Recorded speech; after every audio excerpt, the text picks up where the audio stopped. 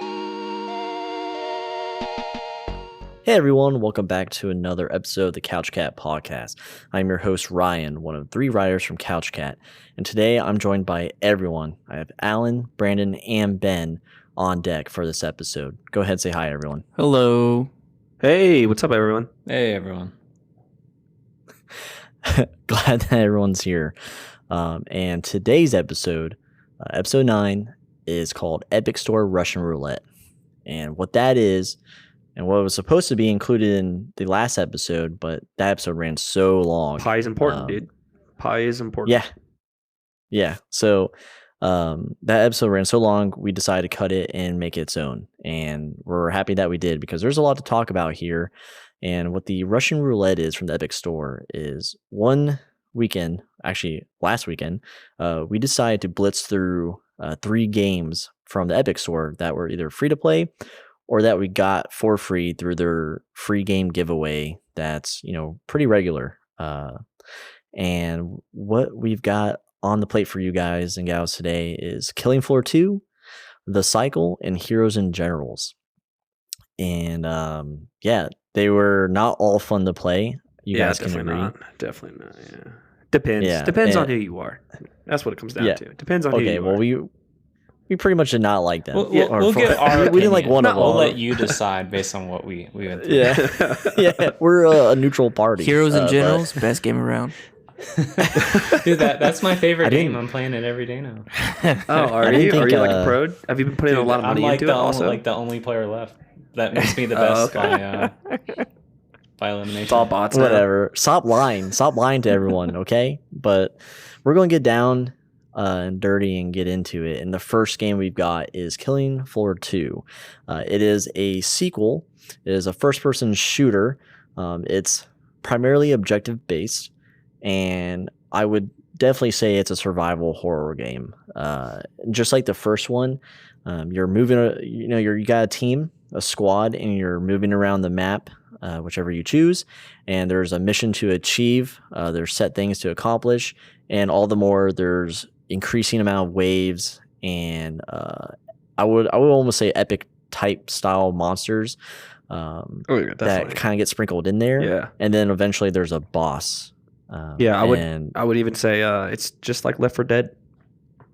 Yeah, it's just like any of those games. Except you don't move around, you just stay on one map. Yeah, Left 4 Dead definitely has you traversing through like a huge map, but this is more a set piece sort of deal. But yeah, I have Brandon here, and he's going to tell you how to survive the game because we definitely didn't. We had a rough time the first go around. Well, if you're a pro player like me, Okay. and you're not like a scrub like any of these guys. Okay. No, I'm joking. Oh, wow. What it comes down to is I might cry. Your team's supposed to be running around the map. Like, you have options to like close doors and weld them off. It's just stupid because it blocks your area and your movement. The only time you want to like weld doors off is if actually you want to make your own little circle to where they can't like come from the side and surprise you, and you want to keep them just behind you the whole time. That is a good concept. We haven't used that yet just because we haven't been playing a lot of Killing Floor 2. All I do is kept moving and shooting, and that's the reason why we would win, especially against the boss, because everyone just like stayed put. He definitely banned and just got killed the whole time. And I was like, well, you guys are useless. Yeah, don't believe him about, that's why we won. No, he'd be like, this is the strategy, and he'd be, halfway across the map where we're alone. He would execute it over and over while I would be like, you guys need to move. If you stand still, they run towards you, surround you, and you're dead. You just have to keep running. Constant movement is what saves you in this game. See, if we had all 4 guns on target, we wouldn't have died, I think so. That's a lie. If he wouldn't have left and just ran around, we would have won. No problem. Sectors of fire. The main boss had like still half of his health left, and I had to run around the map killing him by myself because my whole teammates just died on me. It's a circle simulator. I'll say it again. It is a circle simulator. Not much changes, it feels like, every time you play the game. You might buy new guns and stuff like that, but overall, it doesn't feel like the game will actually change like a Left 4 Dead is. Killing Floor 2 is free for a reason, I guess. But it's not bad. It's fun. If you just want to go on a survival game, just run around, just shoot shit, like, that's definitely the thing for you. Yeah, I would agree. I mean, that was my first time ever playing it. Like, I didn't even get a chance to do the demo or training or whatever that you guys did. It was just like, all right, we're ready, let's go. I was like, oh, what? Okay, sure. Yeah. But yeah, it was a pretty fun experience. I mean, the only what thing did you you learn like from the about it, demo Alan? is just like how to buy. That's practically it. And Yeah, weld doors. I mean, it's a cool concept, I guess. It's almost like COD Zombies. That's what it reminded me of, sort of, except you can't, expand the map or anything. But You can't buy like cool perks and stuff like that, or Easter eggs that Call of Duty gives you. yeah, but I mean, otherwise it was fun, like running around as a team, just trying not to die as they all just devour you. So I mean, for what it's worth, I mean, it's a good game. It's not like a really crappy free to play game. It's actually pretty decent. I mean, it's not. You have to pay for it. I mean, it was only free because of Epic. Just want to reiterate that. Oh, really? Oh, well, if you're into It's usually zombie like games, I guess it's $24.99, I worth thought. it. Yeah. So, and then I know Ben has a almost different experience because he likes to go melee in games where range is usually superior and less risky. But tell us about that, Ben, because I remember just like watching from behind, you just getting pummeled and covered in blood. I had actually a blade, and I was going in there with the just slicing them up and dying, basically, because as we got further in the waves, the enemies got harder and harder to the point where they wouldn't die instantly. So if you tried to hit them, they would hit you back. So at some point, like, you're just like taking way too much damage to keep up. So my little samurai sword would not do any damage to them. What, were you able to upgrade the samurai sword? Yeah, well, the initial thing is you have to buy a weapon first. So like you start out with a set amount of weapons, and you can upgrade those. But as you go along, you can buy bigger and better weapons, which is like the blade I got, and I think you can get like fire axes and whatnot and upgrade those. But it costs a lot of money to get the higher tier weapons, and then you don't have the money to upgrade them. So you have to and they don't have that much difference in stats to begin with. I guess mainly you're buying for the special, like the samurai blade can block. Some of the other ones like comes with like a shield and sword, and different loadouts. So I mean, the main difference, like the first weapon doesn't have for the berserker, doesn't really have much of a special. So you can upgrade that one, but maybe it'll keep up in damage with some of the higher tiers, but it doesn't have the special. So so you just save your money and go for the special, and then try to upgrade whichever it? you want to go for. Yeah. Okay, gotcha. That's what I noticed. Right, I didn't know that you for could me, actually as a upgrade gunslinger, games or guns or whatever. I was just buying the next highest tier. I was like, oh, okay, like I guess this works. Not realizing that I should probably just save money and upgrade instead. I couldn't even if you afford find a set of guns you like, upgrade them. Yeah, dude. Like it was costing me like almost 400 a round just to replenish ammo. Yeah. Like I felt like I was stuck upgrading. Like so this game, like there's classes and there's a lot. There's like almost, what did you say, like 10 maybe? 15, yeah. And each class has like a specific weapon, and you buy that weapon and you get boost, to damage, etc. Within your class's ecosystem. So like like Ben was saying, you can upgrade the weapons that you purchase, or like I was saying, going up a tier. But I never, I was always starved for ammo because I was literally spraying and praying because the waves do get hectic, especially if you're trying to hold ground. And yeah, I mean, I was just upgrading my I think I was a grenadier, so I was just upgrading my little one-shotter grenade launcher and hoping for the best. Yeah, I was gunslinger, so I just had akimbo revolvers, and I just upgraded the crap out of those. They did a lot of damage. And with ammo, like you can buy ammo if you're really like dire need, and like you're not going to be able to, you don't have enough time to buy and then go find ammo boxes, because there's ammo boxes when the zombies aren't around, or they're like positioned throughout the map that you can just run over and replenish your ammo. So the thing is like you don't have to buy ammo all the time, But in dire situations, sometimes it's the best bet. Armor is always the first thing that I always buy, and then I'll upgrade my weapon, and then I'll go find ammo if I have time. Yeah, I think the only time I noticed ammo was when we were all spectating you at the boss fight. It's the only time everyone notices, like, oh crap, you can do that. I was like, wow, there's an ammo box there. Yeah. And it spawns in the exact same place as you're looping around in circles. Yeah, that's why I go around circle in the same route, and I always run a route where I run into the ammo box. But yeah, but I mean, final verdict, I'd say, especially for Halloween, play it for free. Get some friends, Play play it for free. Yeah, especially if you can find it free. If you got it for free. I know I've seen Killing Floor 2 on sale repeatedly. It's not that new of a game. It's been out for a couple of years. Yeah. But yeah, if you're looking for something like that, like, akin to Left 4 Dead, but more like arcadey, like more arcadish, pick it up. Yeah, that's a good way to describe it. It's like an arcade game, it feels like. Like for zombies? Yeah, it's weird. I don't know. I see what you're saying, but yeah.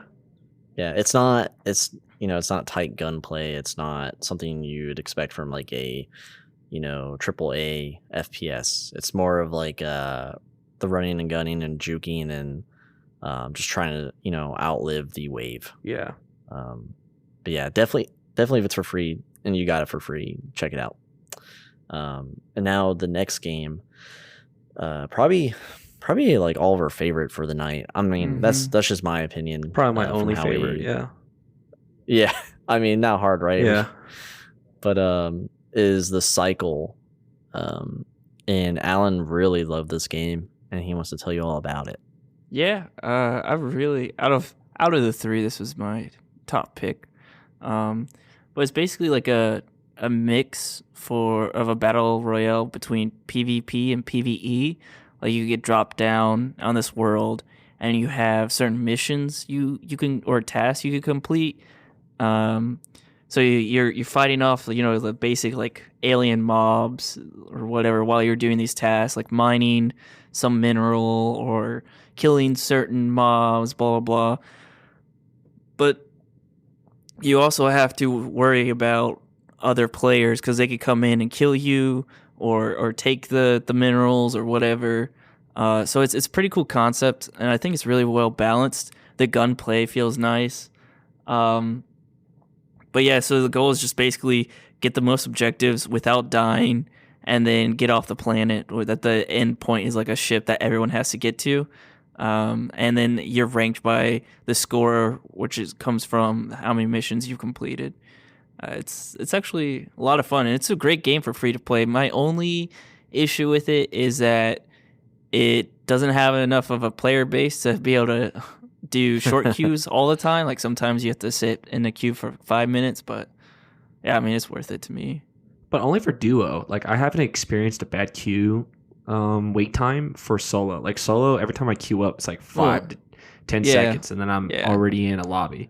That's fair. But we have friends. Yeah, and then with solo queue, you can just have to wait. Packed up. Like what you can do is just you can find a random guy, and you can be like, "Hey, let's be friends," and then you click a button that says like you can start a pack with someone. So it's practically teaming up in solo. It's practically doing a duo in a solo. So that's what we were doing because the duo wait times were too long. So it's like, why don't we just do solos, pack up, and then fight everyone else and survive? So there is a disadvantage to picking to doing a pack though. So normally when you spawn, even a duo squad game, you have shields. But when you play solo and you packed up with someone, you lose your shields. So it's not quite like having 2 versus 1. It's like 1.5 versus 1 in a way. Because neither of you have shields. Dang, really? I didn't notice that. I didn't even notice that. I thought me and Ryan good balance. both had shields. So like one person still has a good opportunity to destroy a team of 2 if they pack together. I guess so. I mean, like what Brandon was saying, you can abuse the wait times by, like me and Alan did the very first game. Yep. We solo queued and then just packed at each other by finding each other because the map is like a grid system, and we just met up that way. But yeah, just to piggyback on Alan, like it is a fun game. It's a fun battle royale. I think the PvE elements are player versus environment. they add depth to the game. Like Mhm. you're not just okay, let's just go kill the other squad and make it to the end, blah blah blah. It's more the objectives give you more to do and more ways to like come out on top. Like it's not really possible to come out like in the top 3 without killing some players to like Yeah. knock them back, but it gives you more variety in the map itself. And like I was saying, the gunplay, yeah, it's tight. You get great feedback from when you're hitting people, taking out shields and Mhm. stuff. The weapons are cool. They're locked behind like a tiered system akin to Tarkov.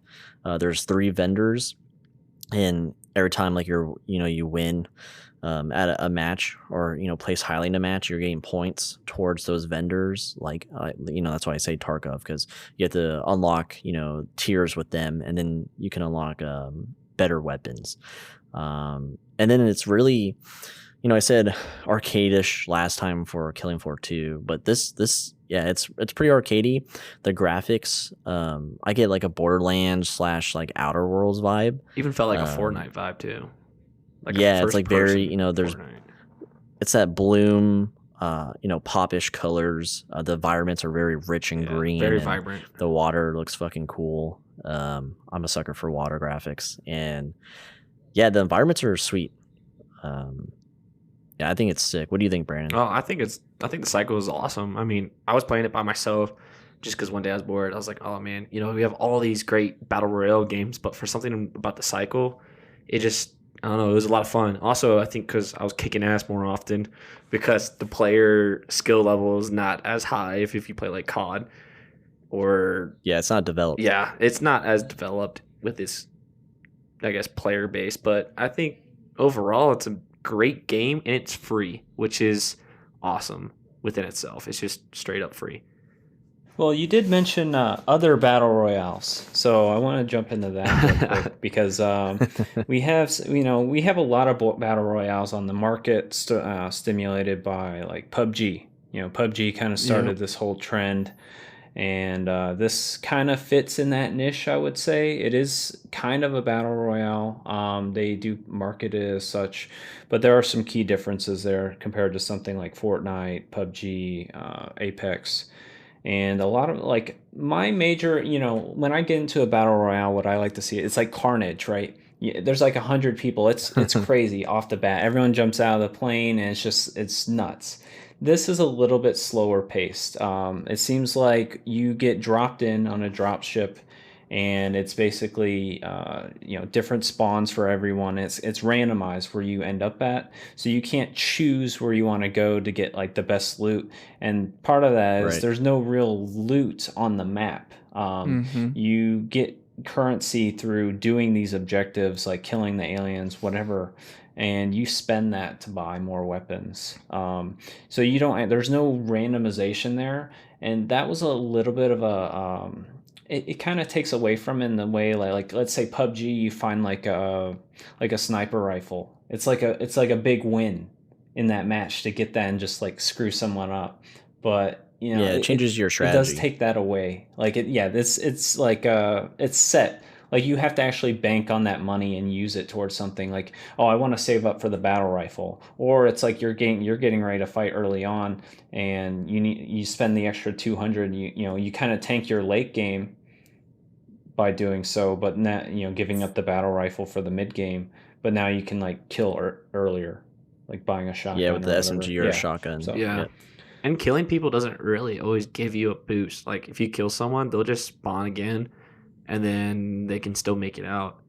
Though what Yeah. sucks about the game, the way to like actually win is to sit where the extract is, because everyone has to extract out of one point, and everyone sits there. And those players who really want to like try to win, they'll just kill anyone so they can't get into the extract and leave, and then they get spawned super far away, and then they get killed by a storm. No, I mean there are ways to get around that. Like there's one game where Ryan, Ben, and I were playing, and I didn't realize what was going on, but Ryan and Ben bought Invis and then took off like in the middle of a firefight and hopped into the freaking plane, leaving me. And then I was like, oh crap! So I had to like run away real quick, pop Invis or buy it first, pop Invis, and then just like I like ran for the plane, and like I don't know if they could actually see us or not, because I smacked into one of the players and I guess he didn't realize it until he got the feedback. But yeah, so there's ways around that where you could just escape that. So I think Definitely. it's well balanced in that regard. I think to counter your point, Brandon, yeah, generally, you have one chance to respawn, so it's not like repetitive respawning. But to the payout for killing players, yeah, you're not going to get much from killing everyone, but the top, like the people, because like on the part of the objectives, there's ones that passively give you points, like the train, holding that relic.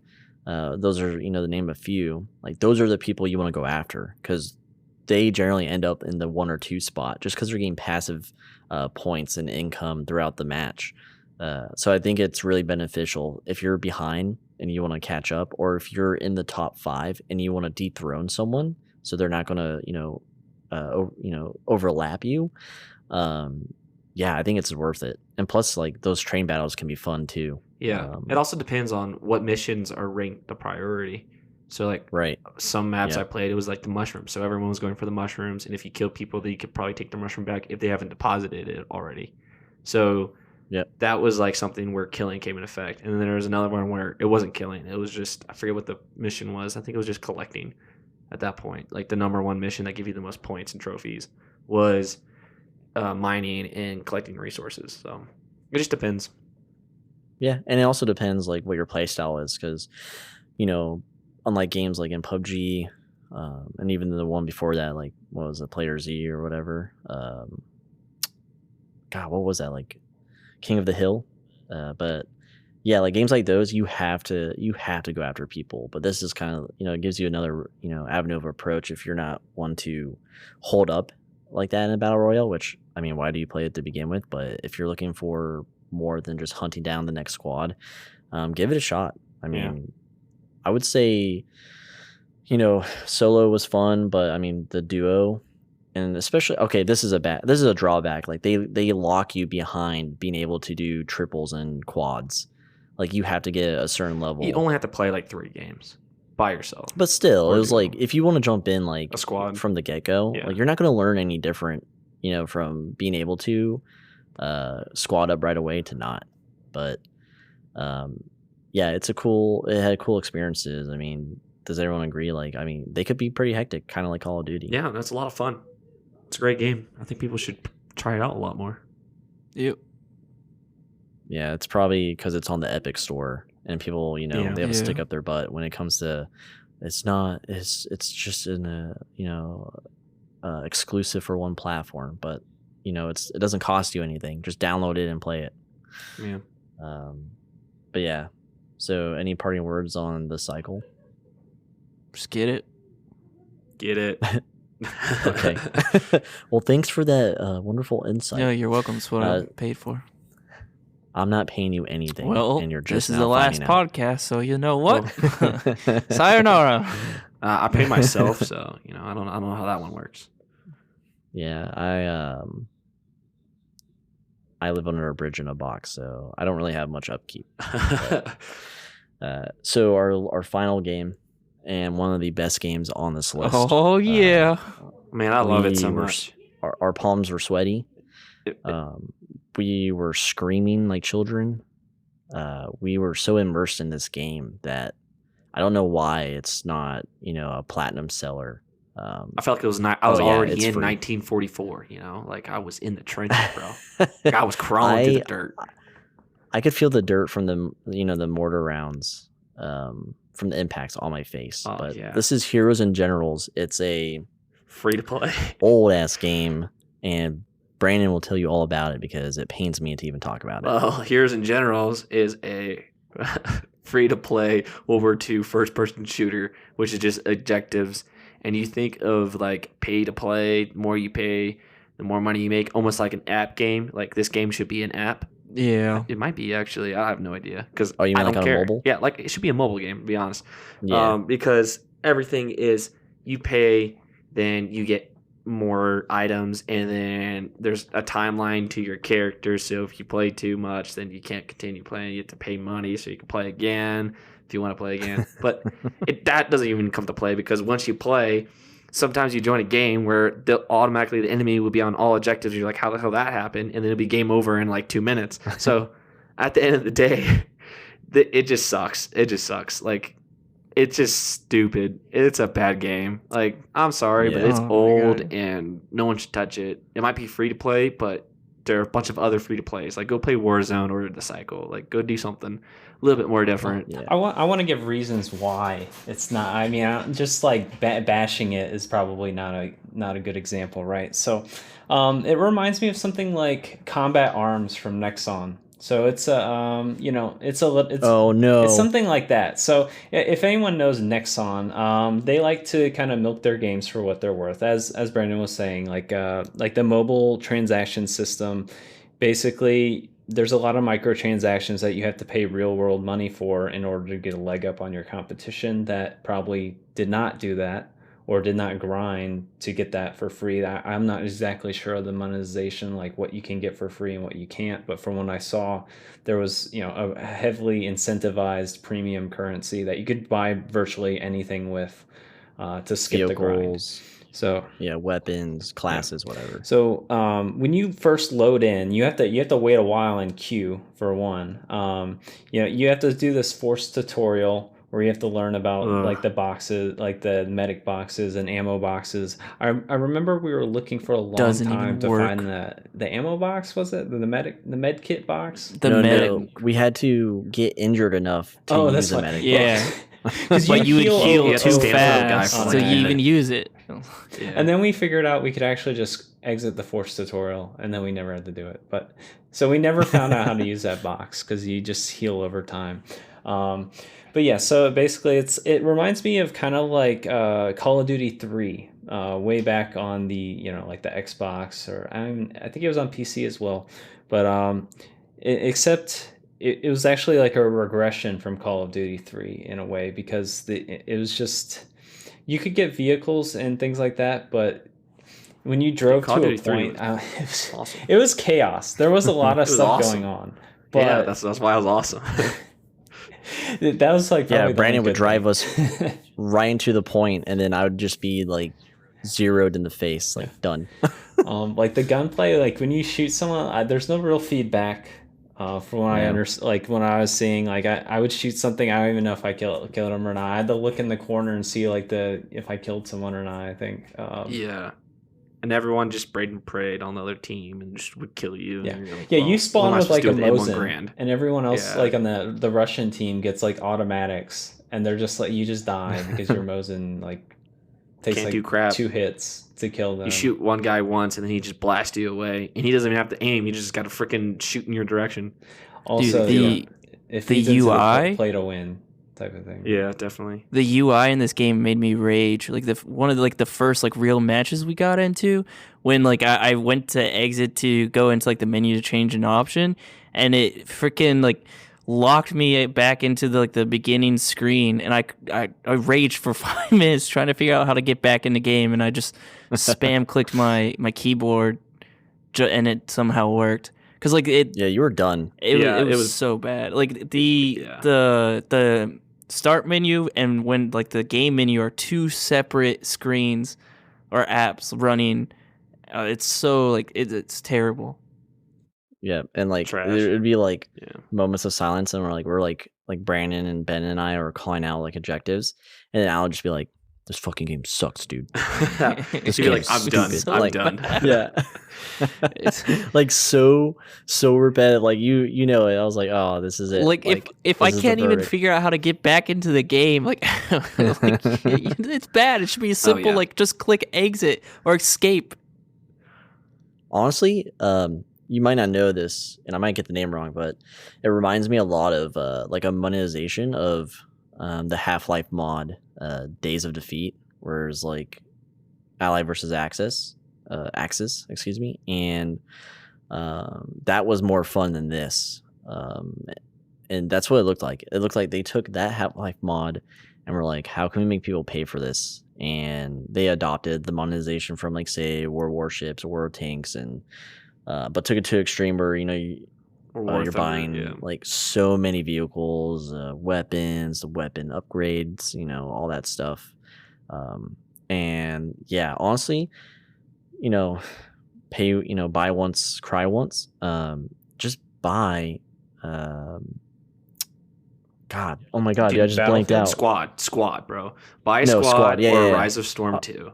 Yeah, I was about to say Like, Project Reality, or the mod it was based yeah, off. when I was older. But yeah, buy Squad, and you'll have the infantry, you'll have the vehicles, and you'll have It's a communication lot more involved. and precise objectives and environments that are huge. And small So, team-based combat.